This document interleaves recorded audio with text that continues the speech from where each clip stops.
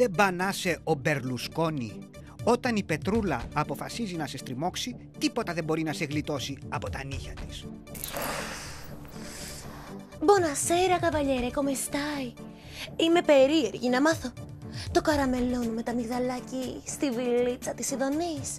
C'è una manovra montata dalla stampa di sinistra e dall'opposizione. Δηλαδή δεν το καραμελώνουμε, καβαλιαράκο μου.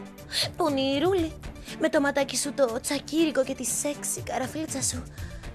S'il y aurait quelque chose de moins que pur, que présentable, un président du Conseil pourrait se soumettre à un danger pareil. C'est vraiment une chose impossible à penser. Σίλβιο, αμόρε, θα σε μαλώσω. Νομίζω ότι μου λες ψέματα. Είναι δυνατόν ένας Καζανόβας, ένας Δον Ζουάν σαν και σένα, να μην σκέφτεται καθόλου το σεξάκι?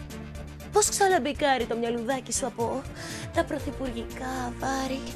Io non sono mai stato, se vogliamo anche arrivare a questo, in un ambito, in una stanza da solo con questa persona. Wow! Εδώ μιλάμε για κουαρτέτα σε 4 πράξεις. Φυρί, το πάτε να με ανάψετε, καβαλιέρε. Queste cose sono veramente scandalose, ma non perché sono scandalo loro.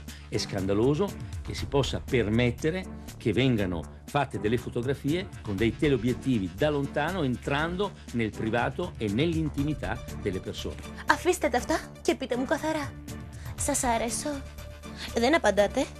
Φοβάστε, νομίζω ακόμη μη σας περιλάβει πρώην γυναικούλα σας με τον πλάστη. E anche la signora è stata ha creduto a quello che hanno messo in giro i giornali. Mi spiace. Αχ, καβαλιέρε μου, μη λυπάστε. La vita è bella. Ξεχάστε τα βασανάκια σας και αφαιθείτε στην Πετρούλα να σας κάνει κουνιά μπέλα.